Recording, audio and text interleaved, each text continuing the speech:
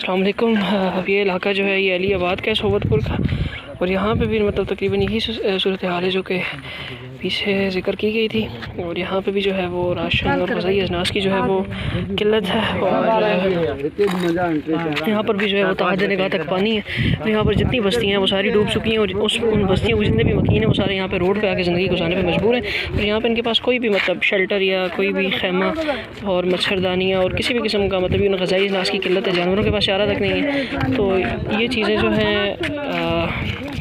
काफ़ी ज़्यादा मतलब मिज़रेबल सिचुएशन है यहाँ पे। और यहाँ पे ग़िज़ाई अजनास, जानवरों का चारा और कपड़े और ये इन तमाम चीज़ों की किल्लत है, मेडिकल इक्विपमेंट्स की किल्लत है। और यहाँ पे जो है लोग वो खुले आसमान के नीचे ज़िंदगी गुजारने पे मजबूर हैं। और जब पानी का लेवल बढ़ रहा है तो आप बेहतर जान सकते हैं कि पानी का लेवल बढ़ने पे यहाँ पे क्या सूरत हाल होती होगी।